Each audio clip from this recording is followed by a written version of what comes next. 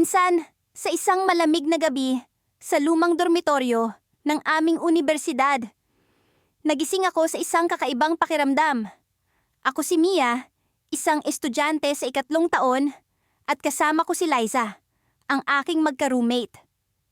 Ang kwarto namin ay nasa 2 palapag, kung saan madalas na sinasabi ng mga estudyante na may nararamdaman silang kakaiba. Sa loob ng ilang linggo, napansin namin ng mga bagay na hindi maipaliwanag. Ang biglaang paglamig ng hangin. Ang mga tunog ng yapak kahit na walang tao sa paligid. Pero sa gabing ito, higit pa sa karaniwan ng aming naramdaman. Habang nakahiga sa kama, narinig ko ang mahina at tila pag-iyak ng isang bata. Sinubukan kong isipin na ito'y bunga lamang ng imahinasyon ko. Ngunit nang tumingin ako kay Lisa, nakita kong gising siya at tila natatakot din. "Naririnig mo ba yan, Mia?" Tanong niya, na may halong takot sa boses. Tumango ako. Hindi ko alam kung paano ipapaliwanag ang naririnig namin. Bumangon kami pareho. Hinanap ang pinagmulan ng tunog. Lumapit kami sa bintana. At doon nakita namin ang anino ng isang bata na tila nakatayo sa labas, sa ilalim ng liwanag ng buwan. Ang anyo nito ay tila naglalarawan ng isang batang babae na nakaputing damit, ngunit ang mukha ay hindi maaninag sa dilim. Hindi ko maipaliwanag ang aking nararamdaman. Takot, pagkalito, at isang hindi maipaliwanag na pagkahabag sa anino. "Sino siya?" tanong ni Liza habang kami nakatingin sa labas. Sa kabila ng takot, nagdesisyon kaming lumabas ng kwarto upang tingnan kung ano nga ba ang aninong iyon. Habang bumababa kami sa hagdan, naramdaman namin ang malamig na hangin na tila bumabalot sa amin. Parang may nagmamasid sa bawat galaw namin. Nang makarating kami sa pintuan, bumukas ito ng kusa, na tila may ibang puwersang nagtutulak para makalabas kami. Sa likod ng dormitoryo, kung saan ang liwanag ng buwan ay bahagyang nagbibigay liwanag sa paligid. Nakita namin ang anino na nakatayo sa gitna ng hardin. Lumapit kami, nanginginig sa takot habang palapit ng palapit ang anino. Sa bawat hakbang, nararamdaman namin ang pagbigat ng hangin. Ang hindi maipaliwanag na presensya na tila bumabalot sa amin. Nang makalapit kami, ang anino ay biglang humarap sa amin. At doon namin nakita ang kakaibang anyo ng bata. Walang muka, isang walang laman na espasyo na tila sumisigaw ng kawalan. Ang mga kamay nito ay nakalahad, na tila may gustong sabihin, "Tulungan niyo ako!" sabi ng anino. Isang bulong na pumapasok sa aming isipan, hindi sa aming pandinig. Natigilan kami ni Liza, hindi alam ang gagawin. Sa mismong oras na iyon, ang anino ay biglang nawala, na tila usok na tinangay ng hangin. Ang paligid ay bumalik sa dati. Tahimik, ngunit ang takot ay nanatiling nakababad sa amin.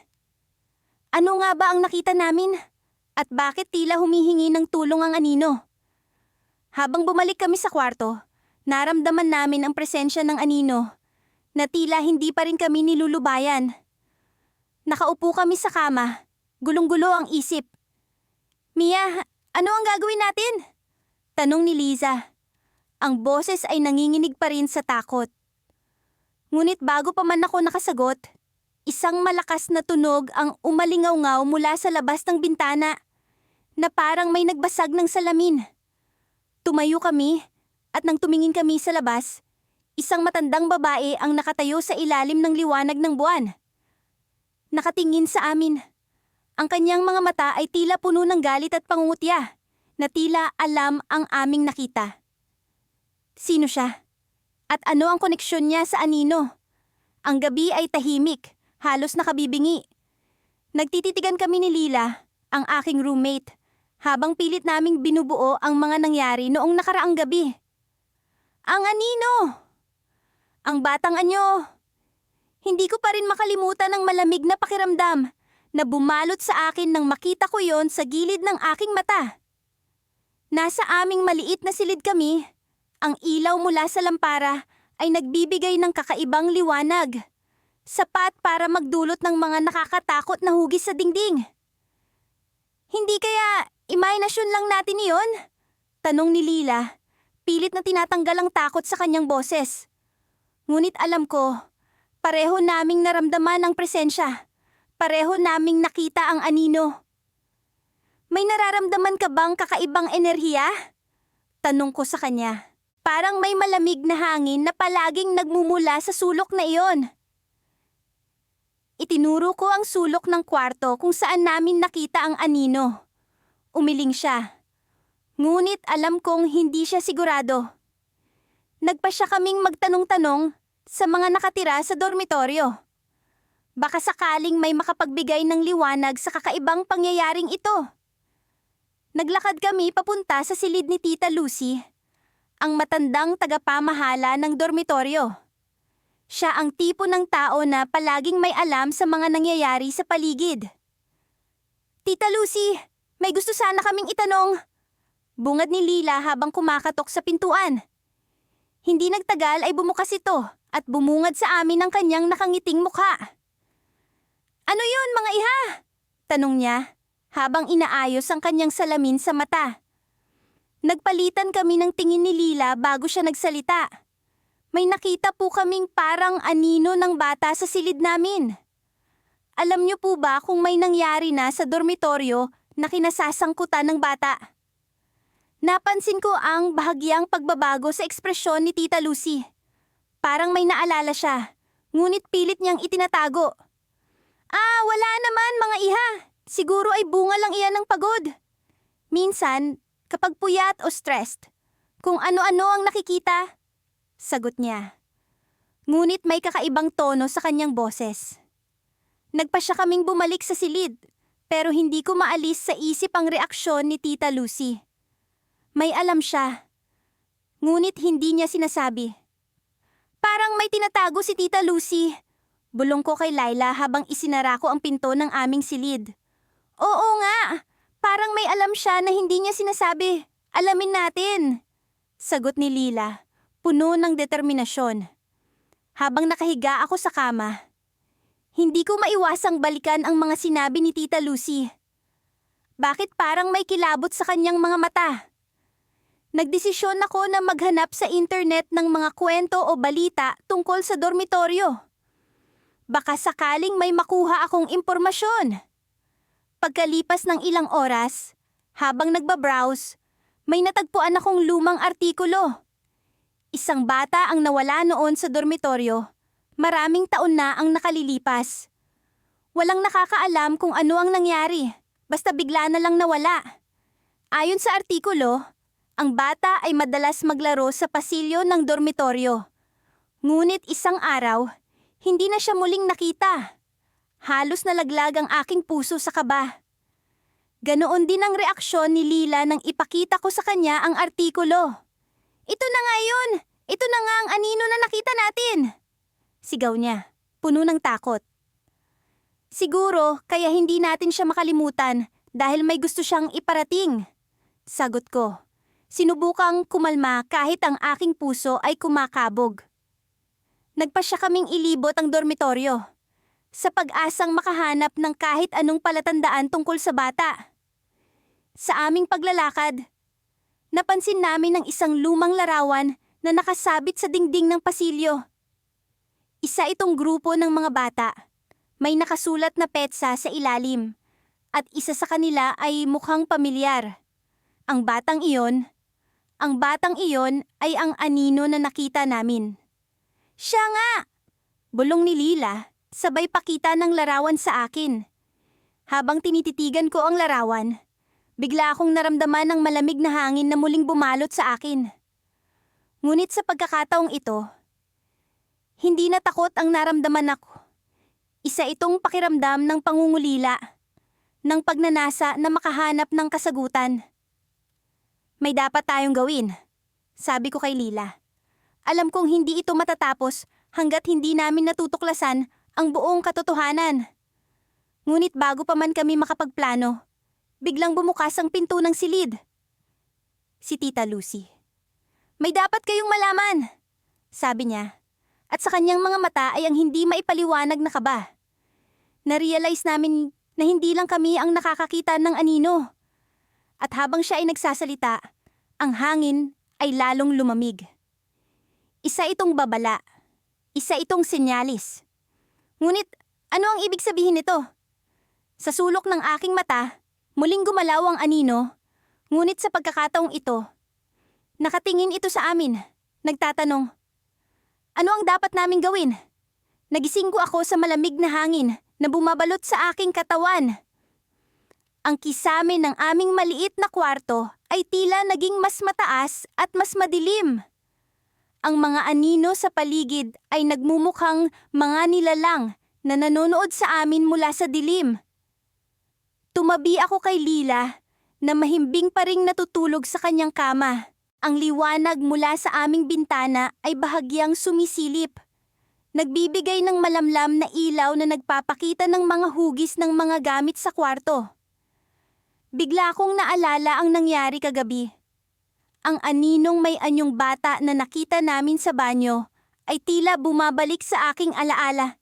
Isang masamang pangitain na hindi ko maalis sa isipan. Ang mata nito, na parang walang buhay, ay nakatitig sa akin sa bawat sulok ng aking isip. May nangyari ba? Tanong ni Lila, na ngayon ay gising na at nakatingin sa akin. Hindi ko alam.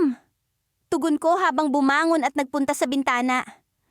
Pero nararamdaman kong may mali. Napatingin kami sa isa't isa. Parehong alam ang takot na bumabalot sa amin. Nagdesisyon kaming bumaba sa kusina upang magtimpla ng kape at pag-usapan kung ano ang dapat naming gawin. Ang mga hagdan ay tila mas maingay kaysa dati. Bawat hakbang ay may kasamang eko na nakakapangilabot.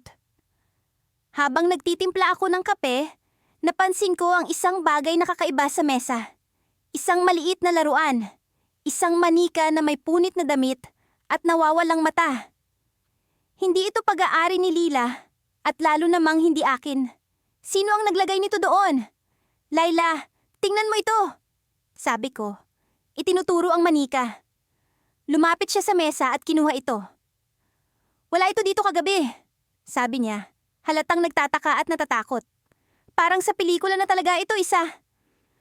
Natahimik kami. Parehong nag-iisip kung may ibang tao sa bahay.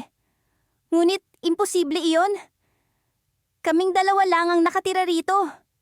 Paano napunta ang manika sa mesa? Nagpasya kaming hanapin ang pinagmulan ng manika. Baka nagkataon lamang na naiwan ito ng mga dating nang upahan dito. Ngunit habang iniikot namin ang bahay, lalo lamang kaming nalilito. Walang kahit anong palatandaan na may ibang tao rito bukod sa amin. Pagbalik namin sa kwarto, napansin kong may kakaiba sa ilalim ng aking kama. Isang piraso ng papel na tila lumang-luma na. Dinampot ko ito at binasa. Ang sulat kamay ay tila nangangalumata sa katandaan, ngunit nababasa pa rin. Ang aninong nakikita ninyo ay hindi basta-basta anino. Ito ay nangangailangan ng kalaro. Huwag ninyong hayaang magalit. Agad kong ipinakita kay Lila ang papel. Anong ibig sabihin nito? Tanong niya, halatang balisa. Siguro may kinalaman ito sa nakita nating kagabi. Sagot ko. Baka ang anino ay hindi lamang multo, kundi isang batang naghahanap ng kalaro. Habang iniisip namin ng mga posibilidad, biglang bumukas ang ilaw sa banyo. Wala sa aming kumilos, parehong natutulala sa nangyayari. Dahan-dahan kaming lumapit, at doon namin nakita ang isang bagay na hindi namin inaasahan. Sa salamin ng banyo, may nakasulat gamit ang tila pulang krayola. Tara, laro tayo! Napaatras kami sa takot. Ang kamay ko'y nanginginig habang hawak-hawak ang piraso ng papel. Ang buong bahay ay tila nababalot ng presensya ng isang hindi nakikitang nilalang. Para bang ang bawat sulok ay may matang nagmamasid. Hindi na tayo pwedeng manatili dito, sabi ni Lila. Pilit na pinapakalma ang sarili. Kailangan nating umalis. Ngunit bago pa man kami makapagdesisyon kung saan pupunta, may narinig kaming tawa. Isang tawang parang sa bata, ngunit may halong pagkamisteryo at pangingibabaw. Ang tunog nito ay nagmumula sa loob ng kwarto. Tila ba naglalaro ito sa amin? Napatingin kami sa paligid, ngunit wala kaming makita.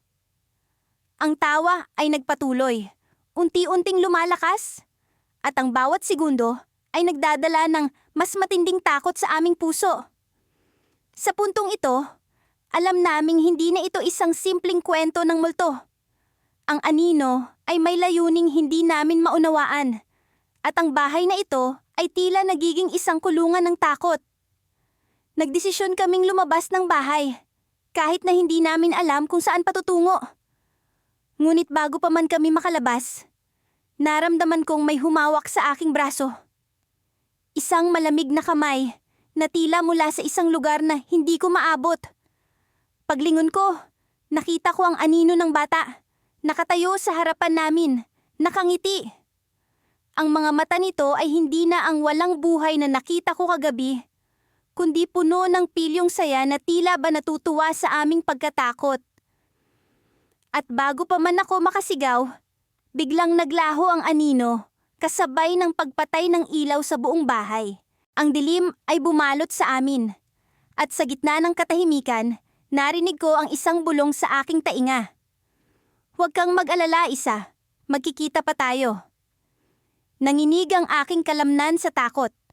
Alam kong hindi pa rito nagtatapos ang aming kwento. Ang anino ay hindi pa tapos sa amin. Pagkatapos ng ilang araw na walang insidente, unti-unting bumalik ang normal na daloy ng buhay namin. Si Carla ay naging abala sa kanyang thesis, habang ako naman ay abala sa mga proyekto at pagsusulit. Tila ba unti-unti nang naglalaho ang takot na bumabalot sa amin simula nang unang magpakita ang anino. Ngunit sa kaloob-looban ko, alam kong hindi pa ito tapos. May kung anong nakabuntot sa amin, isang bagay na naghihintay ng tamang pagkakataon upang muling magparamdam. Isang gabi, habang kami ni Carla ay nag-aaral para sa nalalapit na midterms, napag-usapan namin ang tungkol sa anino. "Sa tingin mo, bumalik na siya?" tanong ni Carla. Pilit na pinapanatili ang tono ng boses na parang kaswal lang. "Sa totoo lang, hindi ko alam," sagot ko. "Pero sana, hindi na siya bumalik." Ngunit hindi nagtagal. Isang kakaibang bagay ang nangyari. Nagsimula ito sa isang malamig na hangin na dumaan sa aming kwarto, kahit na nakasara naman ang lahat ng bintana. Ang mga libro sa mesa ay tila ba may sariling buhay. Unti-unting bumaligtad ang mga pahina na parang may nagbabasa. Nagsimula itong magpatugtog ng musika mula sa lumang radyo na matagal na naming hindi ginagamit at nakasaksak. Nagkatinginan kami ni Carla, at sa mga mata niya ay nakita ko ang parehong takot na nararamdaman ko. "Ito na naman!" bulong niya, halos hindi marinig sa lakas ng tibok ng puso ko. Sa kalagitnaan ng aming pagkatakot, biglang nagdilim ang kwarto. Naubusan ng kuryente. Mabilis kong kinuha ang cellphone ko para iilaw ang paligid. Sa liwanag ng flashlight, nakita ko ang isang anino sa dingding. Pero hindi ito ang karaniwang anyo ng bata na dati naming nakikita. Mas malaki ito. Mas matalim ang mga hugis. Parang nag-e-evolve ang anyo nito. Dahan-dahan itong gumalaw patungo sa amin, tila ba may sariling isip. Ang hangin ay tila mas bumibigat, habang ang temperatura ay patuloy na bumababa. Hindi ko alam kung paano ko napilitang kumilos ang mga paa ko. Pero hinatak ko si Carla at nagmadali kaming lumabas ng kwarto. Habang nasa labas kami ng dorm, nagdesisyon kaming tawagan si Manang Nena, ang matandang tagapaglinis ng aming dormitoryo. Nakilala sa kanyang mga kwento tungkol sa mga espiritu at mga kwento ng kababalaghan. Sa pagkakataong iyon, handa kaming makinig sa kahit anong solusyon na maibibigay niya. Nang dumating si Manang Nena, agad niyang inilibot ang paningin sa paligid. May ibang presensya dito, sabi niya habang sinisindihan ng kanyang kandila at nag-usok ng insenso. Hindi ito basta-basta, may hinahanap ito. Nagpatuloy si Manang Nena sa pag-usal ng mga dasal at pag-aalay ng mga alay. Kami naman ni Carla ay nanatiling tahimik, nagmamasid sa bawat galaw niya. Bagamat hindi pa rin kami ganap na kumbinsido sa mga ritual niya. Wala kaming ibang magawa kundi umasa na makatulong ito. Matapos ang ilang minutong katahimikan, humarap sa amin si Manang Nena. Hindi ito anino ng bata, sabi niya. Seryoso ang boses. Isa itong mas matandang espiritu na nagpapanggap bilang bata upang makalapit sa inyo. Napasigaw si Carla. Anong ibig mong sabihin? May hinahanap itong bagay sa inyo. Patuloy ni Manang Nena. Isang bagay na kailangan niyang bawiin. Nabigla ako sa narinig. Ngunit wala naman kaming kinuha o nakuha na hindi sa amin. Isang bagay na maaaring hindi nyo alam na importante. Ani Manang Nena. Kailangan niyong alalahanin ang lahat ng nangyari simula nang magsimula itong magpakita. Habang iniisip ko ang bawat detalye ng mga nakaraang linggo, bigla kong naalala ang isang bagay. Isang lumang libro na nahulog mula sa estante ng library, na dinampot ko at naiuwi sa dorm. Hindi ko ito binasa o binuksan at nakalimutan ko na ito matapos ang ilang araw. Ang libro? Bulong ko kay Carla. Yung libro mula sa library. Agad kaming bumalik sa kwarto at hinanap ang libro. Nakita ko ito sa ilalim ng kama. Alikabok na ang takip. Nang buksan ko ito, nakita ko ang mga pahina ng mga hindi pamilyar na simbolo at larawan ng mga lumang ritual. Yan yun, sabi ni Manang Nena, habang tinititigan ng libro. Kailangan nyo itong ibalik kung saan nyo ito kinuha. Maaaring ito ang hinahanap ng espiritu. Habang nagsisimula na kaming mag-empake ng mga gamit para dalhin ang libro, pabalik sa library, biglang nagbukas ang pinto ng kwarto. Tumambad sa amin ang anino, ngunit ngayon ay mas malinaw na, parang isang tao. Ang anyo nito ay tila ba isang matandang lalaki, na may tingin ng galit at hinanakit. Anong gagawin natin? Tanong ni Carla, nanginginig. Ngunit bago pa ako makasagot, ang anino ay biglang nagsalita sa isang boses na malamig at nagpapakilabot. Ibabalik niyo ba talaga? Tanong nito na may tunong nagbabanta. Nagsimula kaming umatras habang ang anino ay unti-unting lumalapit. Wala na kaming ibang pagpipilian kundi ang magtiwala kay Manang Nena. Umaasang tama ang kanyang hinala. Ngunit sa likod ng aking isipan, may bumubulong na baka hindi pa ito ang katapusan, kundi ang simula pa lamang ng mas nakakatakot na kabanata. Ang gabi ay tila isang walang katapusang dagat ng dilim. Ang bawat tunog ay nagiging mas malakas at mas nakakatakot. Ako si Mia at kasama ko ang aking roommate na si Lila. Nakatayo kami sa harap ng salamin sa aming kwarto. Sa likod ng aming mga refleksyon, lumalabas ang anyo ng isang batang anino. Hindi ko alam kung paano ito nagsimula, pero ang bawat hakbang ng aninong ito ay tila may daladalang mensahe. Isang babala na hindi namin kayang balewalain. Nararamdaman mo ba yan? Tanong ni Lila. Ang kanyang tinig ay nanginginig sa takot. Tumango ako. Hindi na kailangang sabihin pa.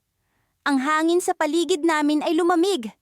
At ang bawat buhok sa aking katawan ay tumindig. Walang kahit anong lohikal na paliwanag para sa nararamdaman namin. Ngunit ang aninong ito ay tila tunay na buhay. Nagsimula kaming magtanong-tanong sa ibang mga estudyante sa dormitoryo. Ngunit karamihan sa kanila ay tila walang alam. Subalit, isang gabi, isang matandang janitress ang nakipag-usap sa amin. May kwento tungkol sa batang babae. Sabi niya, ang kanyang boses ay puno ng misteryo. Noong unang itayo ang dormitoryo, may batang nawawala. Hanggang ngayon, hindi pa rin siya natatagpuan. Nagpalitan kami ni Lila ng nag-aalalang tingin. Ang aninong ito ba ay ang nawawalang bata? Ano ang kailangan niya mula sa amin? Isang gabi, habang kami ay nag-aaral para sa finals, narinig namin ang marahang pagkatok sa aming pinto.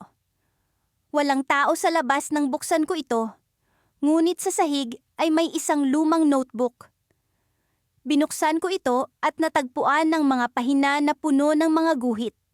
Mga imahe ng isang batang babae na naglalaro sa isang hardin.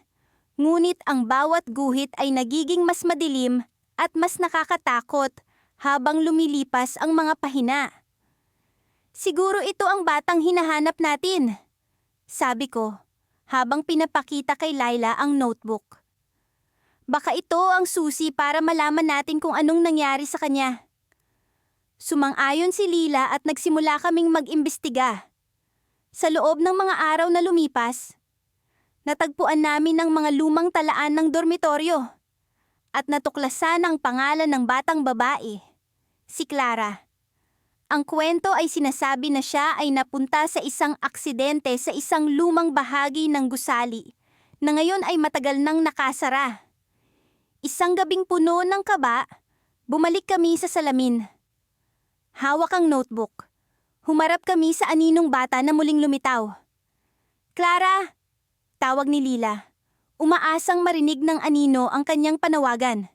Ano ang kailangan mo mula sa amin? Sa unang pagkakataon, ang anino ay tila gumalaw na parang may sariling pag-iisip. Ang refleksyon nito ay lumapit sa salamin at sa kanyang mga kamay ay lumitaw ang imahe ng isang pinto. Isang lumang pinto na hindi namin kailanman nakita sa dormitoryo. Kinabukasan, gamit ang bawat bakas at pahiwatig mula sa notebook, sinubukan naming hanapin ang pinto. Ang bawat hakbang ay puno ng kaba at pag-aalinlangan. Ngunit ang aming pangarap na mapalaya si Clara ay mas malakas kaysa sa takot na bumabalot sa amin. Sa wakas, nakatagpo namin ang pintong nasa imahe. Nakatago sa likod ng isang malaking estante ng mga libro sa lumang silid-aklatan ng dormitoryo. Ang mga bisagra nito ay kalawangin, ngunit ang mga ito ay bumigay din sa aming panggigil. Hindi ko inaasahan ang aming natagpuan sa loob. Ang silid ay tila isang time capsule na naiwang hindi nagalaw sa loob ng maraming dekada. Ang mga dingding nito ay puno ng mga guhit ni Clara, mga larawan ng kanyang mga pangarap at takot. At sa gitna ng silid, naroon ang isang maliit na kahon na puno ng mga alahas.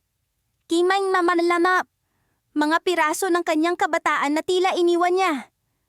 Habang tinitingnan namin ang paligid, biglang lumamig ang hangin. Sa aming likuran, ang aninong anyo ni Clara ay muling nagpakita. Ngunit sa pagkakataong ito, may ngiti sa kanyang mukha. Tila nagpapasalamat siya sa amin. At unti-unti siyang naglaho. Dala ang kanyang kwento at ang kanyang kaluluwa na tila natagpuan na ang kapayapaan. Ngunit bago kami makalabas sa silid, narinig namin ang isang biglaang pagsara ng pinto. Natagpuan namin ang aming mga sarili na nakakulong at walang paraan para makalabas. Sa aming paglingon, nakita namin ang isang bagong anino. Hindi na si Clara, kundi isang mas malaking anyo na tila nagmamasid sa amin mula sa dilim. Ang aming mga puso ay bumilis ang tibok. At sa aming mga isipan ay iisang tanong ang sumagi. Ano ang bagong panganib na ito na ngayon ay aming kakaharapin? Hindi ko alam kung paano nagsimula ang lahat. Isang araw nagising na lang ako sa gitna ng dilim, sa ilalim ng mga anino na hindi ko mawari kung totoo ba o bunga ng imahinasyon. Si Trina, ang ka-roommate ko, ang tanging kasama ko sa apartment na ito. Ngunit mula nang mapansin namin ang aninong may anyong bata, nag-iba ang lahat. Ang mga gabi ay naging mahaba, puno ng kabang, hindi ko maipaliwanag. May nararamdaman ka bang kakaiba? Tanong ni Trina habang iginigiya ang tingin sa madilim na sulok ng silid. Sa kabila ng liwanag mula sa maliit na lampara, tila hindi natatabunan ng mga aanino. Oo, parang nakatitig sa atin ang anino. Sagot ko, habang pilit na iniintindi ang mga hindi maipaliwanag na tunog na nagmumula sa sahig. May mga pagkakataong parang may tumatawa. Ngunit hindi ko alam kung saan nanggagaling. Kinabukasan, nagpasya kaming magtanong-tanong sa mga kapitbahay. Marami sa kanila ay tila nag-aalangan. Ngunit may isang matandang babae na nagkwento tungkol sa batang nawawala ilang dekada na ang nakalipas. Sinasabi niyang ang bata raw ay hindi natagpuan at ang kaluluwa nito ay patuloy na gumagala sa lugar, naghahanap ng katarungan o kaya'y kaibigan. May isang bata na nawawala rito noon at hindi na nakita pa. Sinasabi nilang siya'y naghahanap ng kasama, sabi ng matanda. May halong lungkot ang boses. Bumalik kami sa apartment ng mas maraming tanong kaysa sagot. Ang mga naririnig naming tunog, ang mga aninong sumusunod sa amin, tila nag-uugat sa kwento ng batang ito. Ngunit paano kung hindi lamang siya ang gumagala? Paano kung may mas masama pang nangyayari? Sa mga sumunod na araw, mas lumala ang mga pangyayari. Minsan, nagigising na lang kami sa tunog ng umiiyak na bata. Ang mga anino ay nagiging mas malinaw, mas nakakatakot. Parang may gustong sabihin sa amin, ngunit hindi namin maintindihan. Nagsimula kaming maghanap ng sagot. Nag-research kami sa library, nagtanong sa mga guro, at naghanap sa internet ng kahit anong impormasyon tungkol sa batang nawawala. Isang gabi, habang nag-iisa si Trina sa apartment, nakatanggap siya ng tawag mula sa isang numerong hindi niya kilala. Ang boses sa kabilang linya ay malamig at mahina, parang galing sa malayo. "Tulungan mo ako! Hanapin mo ako!" sabi ng boses bago tuluyang naputol ang linya. Nang bumalik ako, sinubukan niyang ikwento ang nangyari. Ngunit nanginig siya sa takot. "Marahil dapat na tayong umalis dito," sabi ni Trina. Halatang hindi na niya kaya ang sunod-sunod na pangyayari. Ngunit may kung anong puwersa ang nagpipigil sa amin, parang may sinasabi na hindi kami basta-basta makakaalis. Isang gabi, nagdesisyon kaming subukang kausapin ang anino. "Ano ang kailangan mo?" tanong ni Trina. Habang ako'y nasa likuran niya, nanginginig sa takot. Ang lampara ay biglang umilaw. At sa sulok, nakita namin ang anyong bata. Mas malinaw kaysa dati. "Hanapin niyo ako!" sabi ng anino.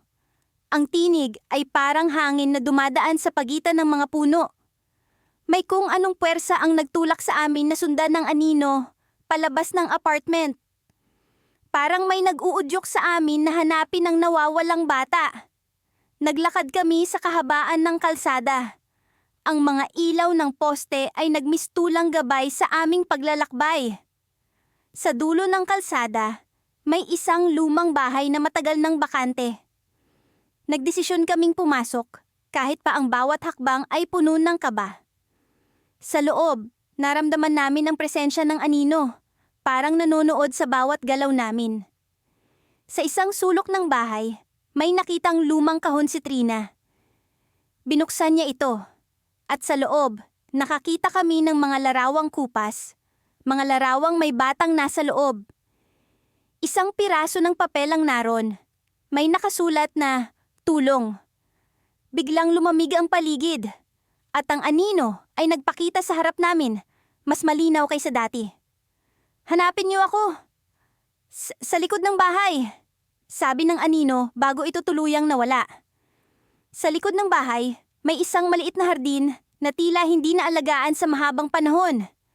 Sa gitna nito, may isang lupang tila bagong hukay. May kung anong puwersa ang nagtulak sa amin na hukayin ito.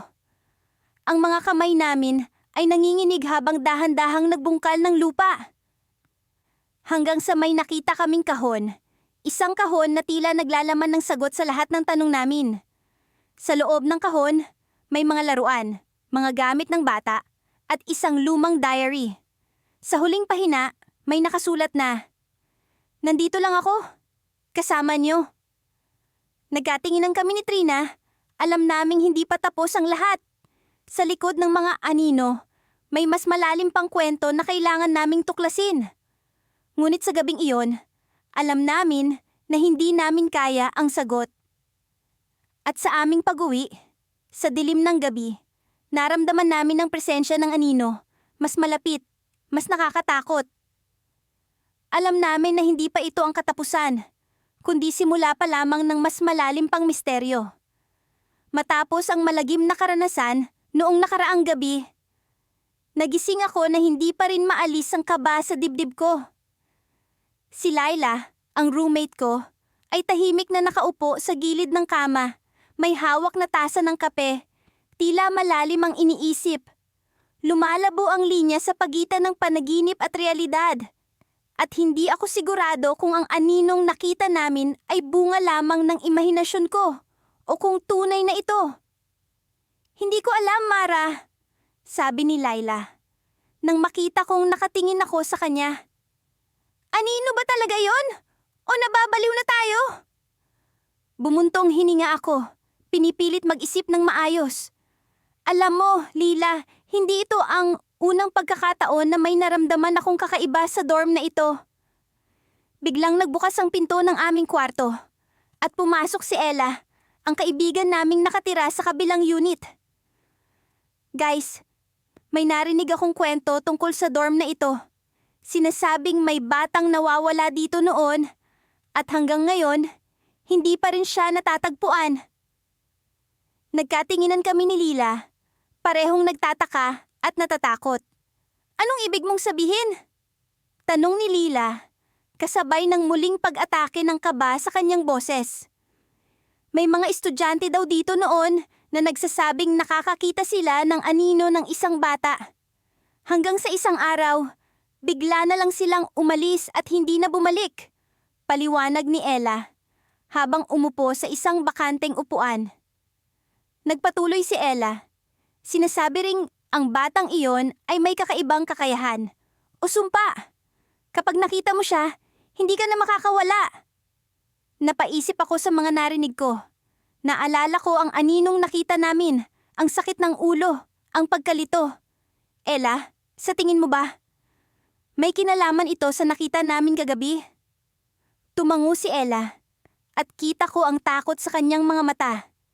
Baka pareho tayo nang nakita. Napansin ko si Lila na nakatingin sa akin. Tila nag-aabang ng sasabihin ko. Sa loob-loob ko, gusto kong sabihin na wala ito, na pawang imahinasyon lang ang lahat. Pero alam kong hindi iyon totoo. Kailangan nating alamin kung ano talaga ang nangyayari dito. Sabi ko, puno ng determinasyon. Hindi tayo pwedeng patuloy na matakot nang hindi natin alam ang dahilan. Nagpasya kaming magtungo sa library ng universidad upang mag-research tungkol sa dorm, sa mga nakaraang insidente, at sa kahit anong makaakasagot sa mga tanong namin. Habang naglalakad kami, pakiramdam ko ay sinusundan kami ng malamig na hangin, isang hindi nakikitang presensya na bumabalot sa paligid namin. Pagdating sa library, agad kaming naghanap ng mga lumang pahayagan at dokumento. Sa isang lumang artikulo, nakita namin ang kwento ng batang nawawala. Ang pangalan niya ay Emilio, isang 7 taong gulang na bata, na huling nakita sa loob ng dormitoryo bago siya tuluyang nawala. Ang mga magulang niya ay walang tigil sa paghahanap pero walang bakas na natagpuan. "Emilio!" bulong ni Lila habang nakatitig sa litrato ng bata. "Siya ba ang nakita natin?" Biglang bumukas ang ilaw sa library. Sumiklab ang liwanag na tila nagpapahiwatig ng presensya ng kung ano. Naramdaman ko ang kilabot na tumatakbo mula liig pababa sa gulugod ko. "Kailangan nating umalis dito," sabi ko. Hinila si Lila palabas ng library. Habang naglalakad kami pabalik sa dorm, pakiramdam Andam ko ay may nanonood sa amin mula sa mga anino. Hindi ko maipaliwanag, pero bawat hakbang ay nagdadala sa akin ng mas malapit sa hindi ko maipaliwanag na takot. Pagdating sa kwarto, napansin ko ang isang papel na nakapatong sa desk ko na hindi ko matandaan kung kailan ko iniwan doon. Isang lumang larawan ng isang batang lalaki na may sulat kamay na mensahe sa likod. Naghahanap siya ng kapalit. Nagkatinginan kami ni Lila, parehong hindi makapaniwala sa nahanap namin. Ano ang ibig sabihin nito? Tanong ni Lila, nanginginig ang boses. Ano kaya kung gusto niya tayong iwan sa lugar niya? Sabi ko, nababalutan ng takot ang bawat salita. Pagkatok sa pinto ang pumukaw sa amin mula sa pag-iisip. Nang buksan namin, walang tao. Nag-iwan lamang ng malamig na hangin na tila nagbigay ng babala. Sa kabila ng takot, alam kong hindi kami pwedeng sumuko. Kailangan naming harapin ang anino ng batang ito at alamin ang kwento sa likod ng kanyang pagkawala. Ngunit habang nag-iisip ako ng plano, naramdaman ko ang malamig na haplos sa balikat ko. Isang bulong na nanggaling sa kawalan. Ikaw ang susunod! May mas mabigat na misteryo ang bumalot sa amin. Isang pahiwatig ng hindi pa namin nalalaman. Ngunit sa likod ng pagkamangha, alam kong hindi pa tapos ang kwento namin. Ang anino ni Emilio ay hindi basta mawawala. At ang kwento namin ay patuloy na hahantong sa isang mas malalim na bangin ng takot at pag-aalinlangan. Sa wakas, nakarating din kami ni Mia sa library. Matapos ang isang araw ng tila walang katapusang klase. Naging abala kami sa pag-aaral para sa nalalapit na pagsusulit. Ngunit hindi maalis sa isip ko ang bumabagabag na katanungan tungkol sa kakaibang anino na nakita namin noong nakaraang linggo. Simula noon, hindi na kami mapalagay. Parang may malamig na hanging laging dumadaloy sa aming paligid tuwing gabi, na para bang may matang nagmamatyag sa amin mula sa kadiliman. Pumasok kami sa loob ng library na tila may sariling mundo, tahimik at puno ng mga lumang libro na amoy amag at alikabok. Umupo kami sa sulok kung saan palaging kaunti lang ang tao at sinimulan naming buksan ang mga libro sa harap namin. Ngunit hindi ko maiwasang mapansin ang paggalaw ng mga anino sa gilid ng aking paningin. Parang mas marami sila ngayon at mas nangingibabaw ang presensya nila. Mia, bulong ko habang nagkukunwaring nagbabasa ng isang makapal na aklat. Napapansin mo ba yung mga anino? Tumango siya ng bahagya. Hindi man lang iniaangat ang kanyang ulo mula sa binabasa. Oo, pero ayaw kong isipin. Baka lalo lang tayong matakot. Ngunit kahit piliting kong ibalik ang atensyon sa pag-aaral, patuloy na gumagapang ang takot sa buong katawan ko. Hanggang sa isang punto, hindi ko na mapigilan ang sarili kong tanungin si Mia tungkol sa plano niyang gawin sa mga anino. Mia, sabi ko, paano kung malaman natin kung ano talaga ang mga aninong iyon? Baka may dahilan kung bakit nila tayo sinusundan. Sandali siyang natigilan bago sumagot. Iniisip ko rin yan, pero hindi ko alam kung paano natin malalaman. Magsasalita pa sana ako nang makarinig kami ng tunog mula sa likuran namin. Isang batang tumatawa. Agad kaming napatayo at nagkatinginan. Sa paglingon namin, nakita namin ang isang aninong may anyong bata na nakatayo sa dulo ng pasilyo ng mga libro. Nakatitig sa amin. Biglang bumalik sa akin ang alaala ng unang pagkakataon. Nakita namin siya. Ang malamig na pakiramdam. Ang kilabot na dulot ng kanyang presensya. Mia, yan na naman siya! Bulong ko. Nanginginig ang boses.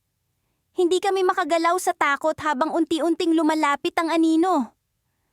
Parang humihigpit ang hangin sa paligid namin. At bawat hakbang ng anino ay tila nagdadala ng hilakbot sa bawat himaymay ng aming pagkatao. Hanggang sa huminto ito sa 1 metrong layo mula sa amin, nakatitig pa rin. Anong kailangan mo sa amin? Tanong ni Mia. Halos hindi marinig ang boses sa sobrang takot. Ngunit sa halip na sumagot, nakita namin itong unti-unting naglaho, parang usok na tinangay ng hangin. Naiwan kaming parehong nagtataka at naguguluhan. Ano ang ibig sabihin nito? Bakit siya palaging nagpapakita sa amin? At bakit siya may anyong bata? Bago pa man mahulog ang gabi, nagpasya kaming bumalik sa dormitoryo. Habang naglalakad kami, hindi namin maiwasang pag-usapan ng kakaibang pangyayari. Siguro, kailangan nating alamin kung sino siya noon. Mungkahi ni Mia. Baka may makuha tayong impormasyon sa mga lumang record. Pero paano kung delikado to? Tanong ko, nag-aalangan. Mas delikado siguro kung patuloy tayong mabubuhay sa takot na hindi natin alam ang dahilan. Sagot niya, na may kasamang tapang sa boses na hindi ko pa naririnig dati. Iyon ang nagbigay sa akin ng lakas ng loob na pumayag sa kanyang plano. Kinabukasan, balak namin pumunta sa lokal na archive ng universidad para maghanap ng mga lumang record. Baka sakaling may mahanap kaming pahiwatig tungkol sa aninong iyon. Pagdating namin sa dorm, napagpasyahan naming magpahinga na muna. Ngunit habang nakahiga sa kama, hindi ko maiwasang mapaisip tungkol sa kung ano ang naghihintay sa amin bukas. Ano kaya ang matutuklasan namin? At paano kung mas malala pa ang mangyari? Nang malapit na akong makatulog, naramdaman ko ang malamig na simoy ng hangin sa loob ng kwarto. Pagmulat ng mata ko, nakita ko si Mia na nakatayo sa tabi ng bintana, nakatingin sa labas. Agad akong bumangon. Mia, anong ginagawa mo? Tanong ko, naguguluhan. Pero nang magtama ang aming mga mata, nakita kong hindi si Mia iyon. Bagkus, isang anino na may anyong bata at may mga matang tila puno ng pagdurusa at galit. Bago ko pa man maintindihan ang nangyayari, biglang dumilim ang paligid at naramdaman kong para bang hinihigop ako papunta sa isang lugar na hindi ko maipaliwanag. Ang huling narinig ko ay ang halakhak ng batang anino bago tuluyang nilamon ng kadiliman ang aking kamalayan. At doon ko naisip na baka hindi namin kayang takasan ng aninong iyon kahit anong gawin namin. Sa wakas, narinig namin ang paminsan-minsang tilamsik ng ulan sa labas. Tila mga daliri ng kalikasan na kumakatok sa aming bintana. Sa ilalim ng malamlam na liwanag ng lampara, nakaupo kami ni Clara sa sahig ng aming silid. Kapwa nakatunganga sa isang lumang kahon na puno ng mga gamit na natagpuan namin sa lumang aparador. Sa paglipas ng oras, nag-umpisa kaming magtanong kung ano ang tunay na kwento sa likod ng aninong iyon. Ang anyong bata na tila nakalutang sa hangin na umaaligid sa amin mula pa noong unang gabi ng aming paninirahan dito. Ano kaya ang koneksyon nito sa mga gamit na to? Tanong ni Clara habang hawak ang isang lumang manika na may mga punit na damit. Ang mga mata nito ay parang nanunood. Sa bawat hakbang namin sa pagsisiyasat, unti-unti naming nararamdaman ang malamig na hangin na nagmumula sa kung saan. Parang may anino ng nakaraan na nakikiramdam, nag-aabang sa bawat galaw namin. Sa pagkakataong iyon, natagpuan namin ang isang talaan ng mga lumang litrato na naglalaman ng mga mukha ng pamilyang minsang tumira sa apartment na ito. Isang larawan ang pumukaw sa amin. Isang batang babae na may pamilyar na anyo. Ang kanyang mga mata ay puno ng misteryo. Tila nagkukwento ng isang kasaysayang matagal nang nakabaon sa limot. Isang malamlam na liwanag ang kumislot sa sulok ng aming mata. At kapwa kami napatingin sa kisame. Ang aninong may anyong bata, ay naroon, tila nagmamasid.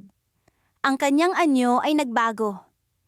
Hindi na ito basta-basta anino kundi isang hugis ng batang may mahigpit na hawak sa isang manika, katulad ng nasa aming mga kamay. Bakit tila laging bumabalik ang hugis na ito? Pabulong kong tanong, habang ang aking puso ay tila umaalon sa kaba. Hindi nagtagal, naramdaman namin ang paggalaw ng hangin, kasabay ng pagbungad ng malamig na alingaw-ngaw mula sa mga dingding, mga bulong ng nakaraan. Sa gitna ng katahimikan, ang boses ng isang bata ay nag-umpisang umalingaw-ngaw. Tila nagmumula sa isang lugar na hindi maipaliwanag. "Tulungan niyo ako!" Ang sabi nito, puno ng dalamhati, tila umaapela sa amin. Sa sandaling iyon, dumapo ang takot sa aming mga puso. Ngunit alam namin na hindi kami dapat magpadala. Sa halip, sinubukan naming intindihin ang mensahe, ang pagdaing ng kaluluwa na tila naipit sa pagitan ng mga mundo. Muli kong kinuha ang larawan at tiningnan ang batang babae. Sa likod ng larawan, may nakasulat na pangalan, Elena. "Clara, tingnan mo to!" sabi ko. Sabay pakita sa kanya ng likod ng larawan. "Si Elena, siya kaya ang anino?" Napalunok si Clara, tila sinasaklaw ng hindi maipaliwanag na takot. "Kung siya nga, ano ang kailangan niyang tulong?" Tanong niya. Ang boses niya ay nanginginig.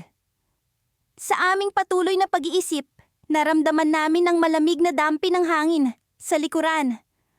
Parang may presensya na naglalakad sa tabi namin. Ang mga yapak nito ay hindi marinig ngunit ramdam. Sa isang iglap, bumukas ang pinto ng aparador. At ang lamig ng hangin ay parang isang alon na bumalot sa amin. Dahil sa takot, hinawakan ko ang kamay ni Clara at sabay kaming lumapit sa aparador. Sa loob, isang lumang notebook ang nakatago sa ilalim ng mga gamit. Kumuha kami ng lakas ng loob at binuksan ito. At doon nagsimula kaming makahanap ng mga pahiwatig. Mga tala ng isang batang nagngangalang Elena na tila nakasulat sa isang porma ng diary. Ang apartment na ito ay naging saksi sa kanyang mga pangarap at bangungot. Bulong ni Clara habang binabasa ang mga pahina. Ngunit bakit siya hindi matahimik? Habang binabasa namin ang mga huling pahina, unti-unti naming nararamdaman ang pagigting ng hangin sa paligid. Isang entry ang pumukaw sa amin. "Hindi ko na kaya. Ang sakit. Tulungan niyo ako. Hindi ko na kaya." Sa pagkakataong iyon, parang may pumutok sa hangin. At ang aninong-anyong bata ay nagmistulang naglaho. Ngunit sa halip na ginawa, naramdaman namin ang isang kakaibang paggalaw sa likuran namin. Tumigil kami at nagkatinginan. "Clara, may naririnig ka bang?" Hindi ko na natapos ang sasabihin dahil sa likod namin. Isang malamlam na liwanag ang nagpakita. Tila isang portal na nagbukas.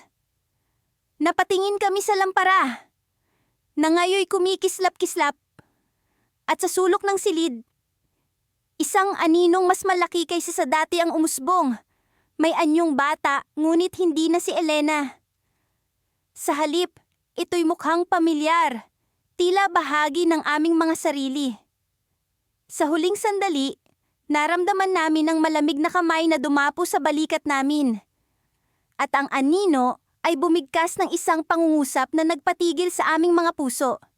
Hindi lang siya. Marami kami. At bago pa namin maintindihan ang lahat, ang lampara ay pumutok at ang silid ay nabalot ng kadiliman. Malamig ang simoy ng hangin nang magising ako sa kalagitnaan ng gabi. Ang mga dahon sa labas ng bintana ay tila mga anino na sumasayaw sa ilalim ng malamlam na liwanag ng buwan. Ang katahimikan ng gabi ay may kakaibang bigat, para bang may nagmamasid sa amin. Si Lena, ang roommate ko, ay mahimbing pa ring natutulog sa kabilang kama. Hindi man lang nagising sa pagkilos ko. Sa mga nakaraang araw, hindi maalis sa isipan namin ang kakaibang karanasan sa lumang bahay na tinutuluyan namin.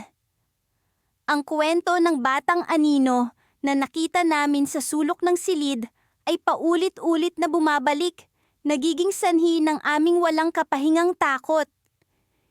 Hindi ko alam kung totoo ba ang nakita namin o gawa-gawa lamang ng aming imahinasyon. Ngunit ang presensya nito ay ramdam ko sa bawat sulok ng bahay. Dahan-dahan kong iniangat ang aking katawan mula sa kama. Ang mga paa ko ay naglakbay sa malamig na sahig. Sinuot ko ang aking tsinelas at lumabas ng silid. Nag-iingat na huwag makalikha ng ingay.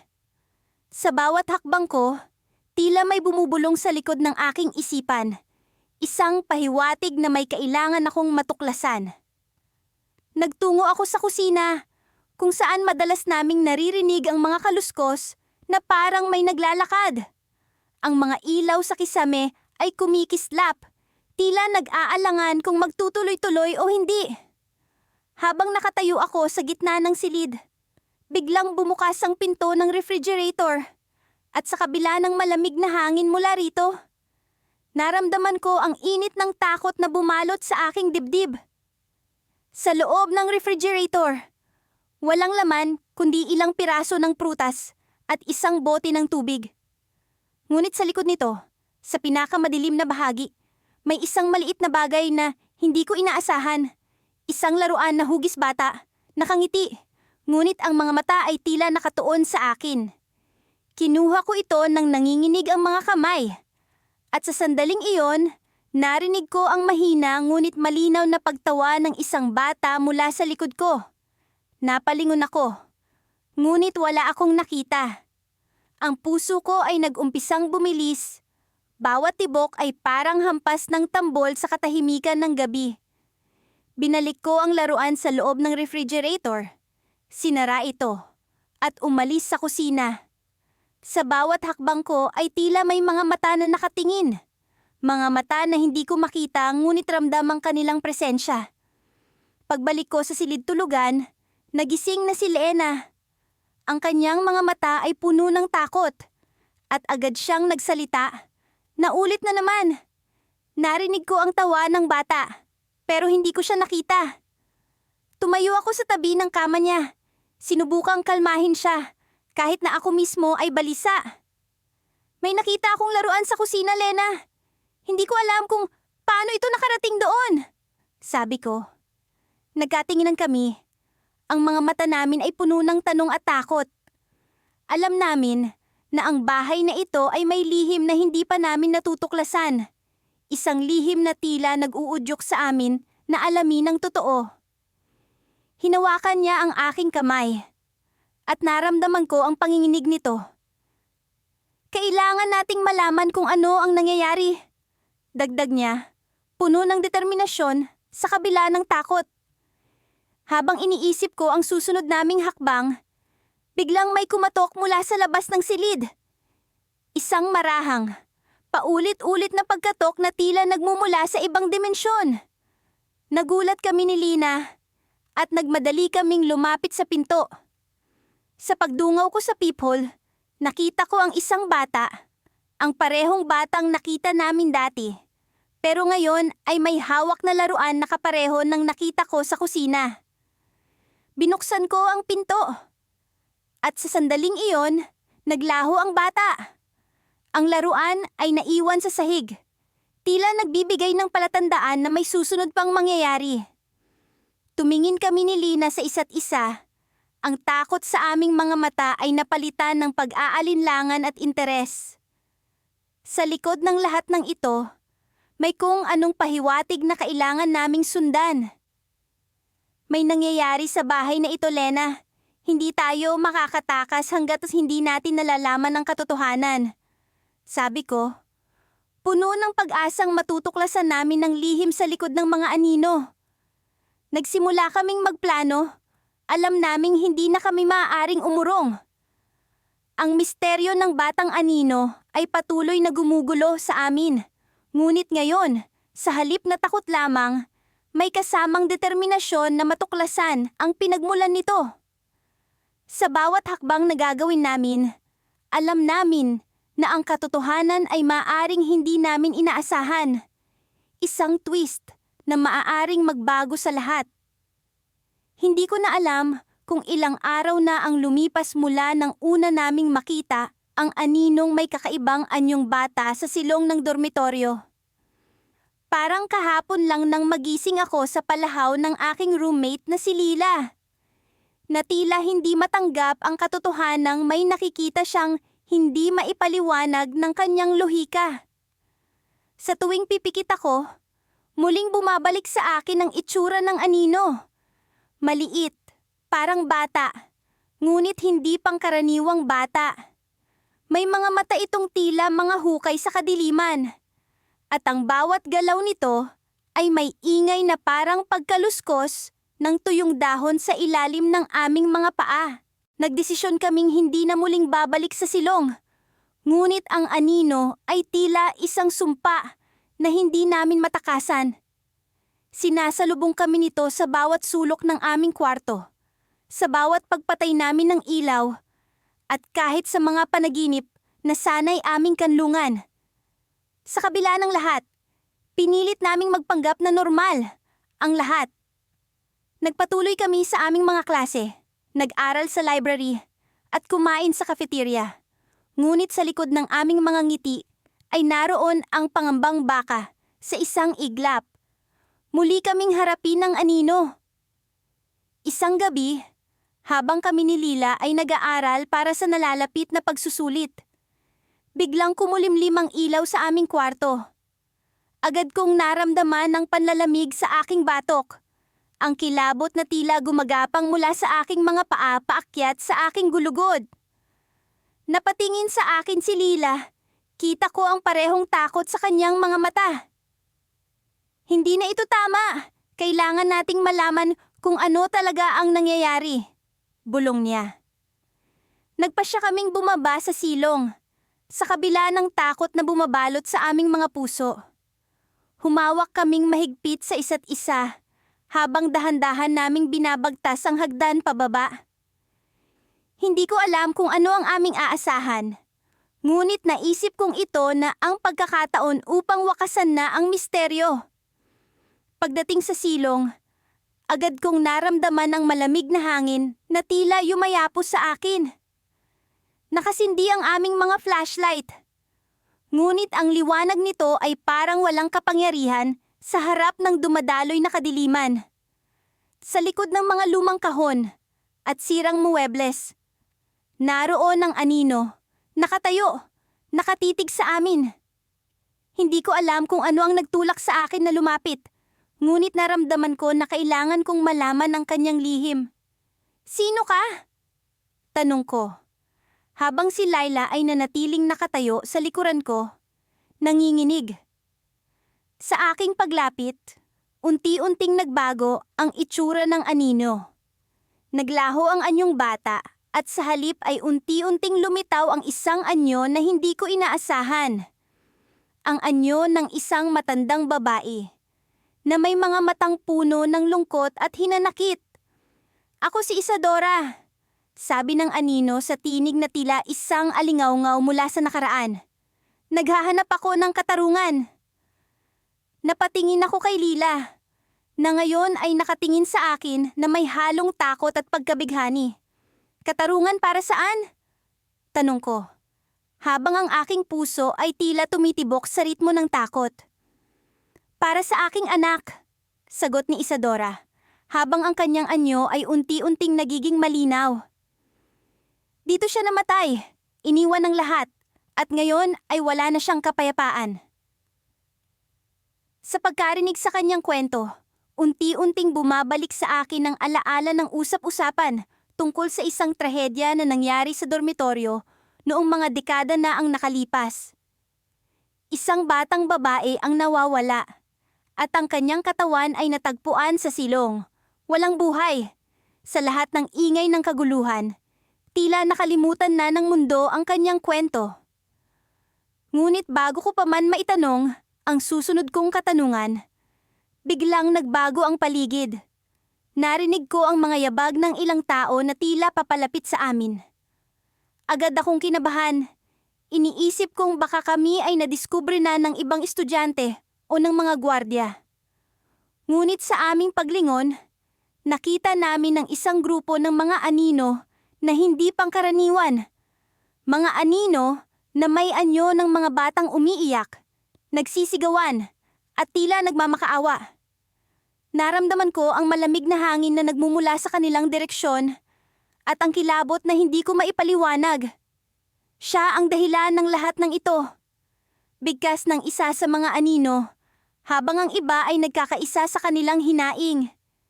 Hindi ko alam kung saan kami lulugar, ngunit alam kong ang aming nararanasan ay hindi na pangkaraniwan. Ito ang kwento ng isang ina, isang anak, at ng mga aninong nagbabalik upang humingi ng katarungan. Nang biglang bumukas ang ilaw sa silong, sabay-sabay kaming napaigtad. Kasama ang liwanag ay ang tunog ng mga yabag na papalapit. Sa likod ng mga anino, nakita namin ang isang silweta ng isang tao na hindi namin inaasahan. Ang aming dorm manager na si Mr. Reyes, na may hawak na kandila at may kakaibang ngiti sa kanyang mukha. "Nagising na ba kayo?" tanong niya, habang ang kanyang mga mata ay kumikislap sa dilim.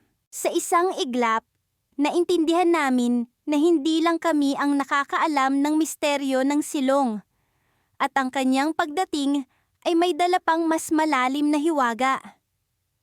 Sa gitna ng takot at pagkabigla, napagtanto namin na ang kwento ay malayo pa sa katapusan.